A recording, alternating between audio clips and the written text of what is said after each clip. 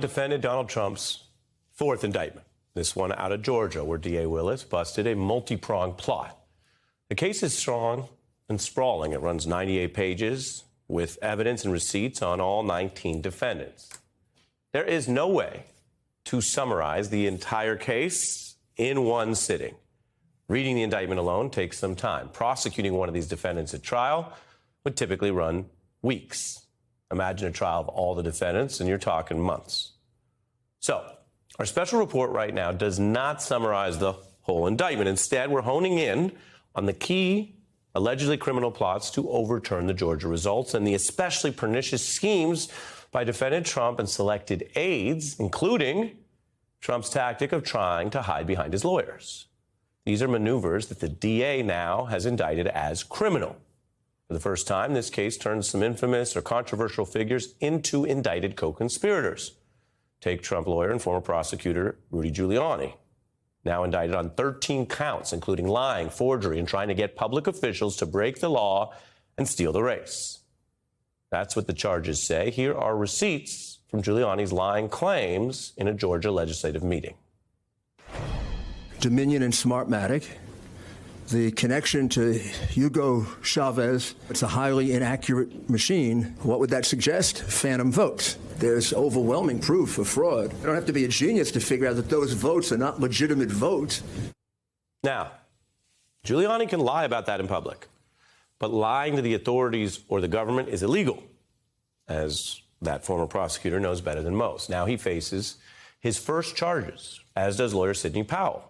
7 counts for her repeated documented scheme to breach voting machines, trying to access data and software with plans to, and again, reading from the indictment, willfully tamper with electronic ballot markers and tabulating machines.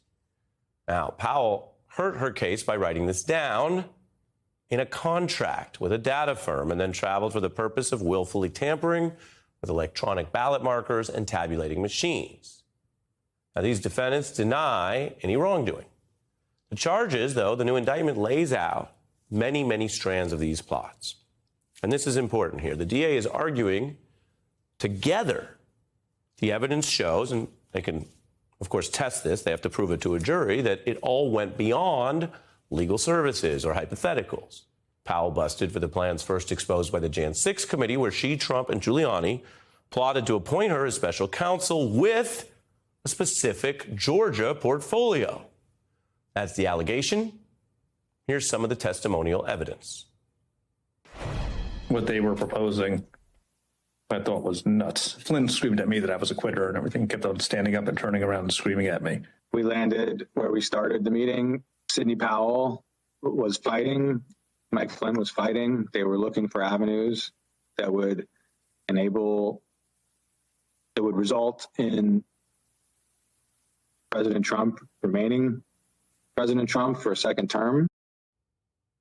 Yeah, that's the halting sort of sing-song of someone trying to figure out, do I just say steal the election? Do I say a coup? I mean, it was finished. The race was over. The Electoral College had voted. President-elect Biden was holding transition meetings. The military had made it clear they weren't going to take any orders from a coup leader after January 20th. So that's what that was all about. And the January 6th committee, according to prosecutors and legal experts, has clearly advanced all of this because they gathered all that testimony. A lot of it was clearly true. A lot of it was fact-checked. A lot of it was corroborated. That's how investigations work. They also gave these individuals the chance to respond, which is only fair, to tell their side of the story. You could imagine, for example, being in a meeting and saying, I heard a bad idea. I was in the room. I didn't endorse the idea. I left the room. I wrote a memo to self, et cetera, et cetera. And you want to be fair when you conduct a thorough investigation. So here's what's new tonight. The January 6th committee gave lawyer Sidney Powell that opportunity. We have that footage. I'm reminding you, there she was testifying via Zoom. But again, here is the problem with lying to the government. Lawyers like Ms. Powell know it is a crime. These new charges say she did it anyway. They cite Powell's denial of any role in those voting machine breaches as more lies that were part of the criminal scheme. Again, accountability coming out of Georgia for what these investigators say was happening in Washington. Those are some of Trump's indicted lawyers. Defendant Trump also took steps to not only hide behind them, as I mentioned, and to avoid evidence, but he also at times couldn't help himself, or he was so hell-bent on doing all this that he just got involved with fingerprints. He was a hands-on conspirator, according to the indictment, which has evidence of Trump placing calls demanding people join the illegal coup. Let me show you. Again, this is new from just what we got late last night. Calls to the Georgia Senate leader. Calls to Georgia's Republican governor, who today spoke out again against Trump's lies on this score. Calls to Georgia's Attorney General, the top law enforcement official, and calls and efforts to get other critical voting officials to somehow join his out-of-state coup operation. Now, in fairness to Donald Trump or any candidate scrutinizing their own results or loss, let's be clear. Those calls alone, absent everything else, would not legally be indictable. That is, I don't think a prosecutor or a fair-minded legal expert would say the calls alone are crimes. And this DA doesn't claim that. And this is important. We're going to hear more about this clash, I think, going into these cases, multiple defendants, and ultimately trials. What this DA is saying, and what legal experts and RICO experts will tell you, is those calls are now evidence amidst the wider plots. They become acts to advance the conspiracy precisely because there was a conspiracy, because there was these evidence of the wider plots involving several people. And again, the plot was not to chat with officials, double check the numbers. The plot was to illegally steal and overturn the results, to take Trump's lie that he won and try to criminally enact it. That's why the other Trump aides are charged now for the first time. Some of them are more associated, frankly, with propaganda than other types of physical criminality. Take Trump spokesperson and lawyer Jenna Ellis. After Trump lost, and again, he lost in those few days after the first vote, it was tabulated, everybody called it, the AP, Fox News, everyone. Donald Trump lost, Biden won. Biden's president-elect. Now, Ms. Ellis spent those first few weeks in November 2020 telling anyone who would listen a lie. She was out there lying and saying Donald Trump, quote, won in a landslide. Seemed desperate, even frankly bizarre at the time. Here is what this now indicted defendant claimed in our November 2020 interview. Our strategy is to make sure that we continue to challenge all of these false and fraudulent results. The point of this, of course, is to get to fair and accurate results because the election was stolen and President Trump won by a landslide. I just quoted you a whole range of sources, including the Wall Street Journal. So I just... Let me finish. Look, I'm trying to answer. I think we have to take... I understand, but the reason that we withdrew the you made a lawsuit mistake. Hold on. Take a pause, and I will let you... Election integrity issues. I'll let you go again, but we have to take a pause. If you make false statements, you don't just run roughshod, okay? It went on like that. We gave Ms. Ellis time. We also fact-checked her in real time, and we learned through that interview that she was part of this wider effort to publicly claim that Donald Trump won in a landslide, which is a false lie. No crime in saying that in public, posting it online, saying it in interviews, walking around the street and saying it, right? And that's not really in dispute.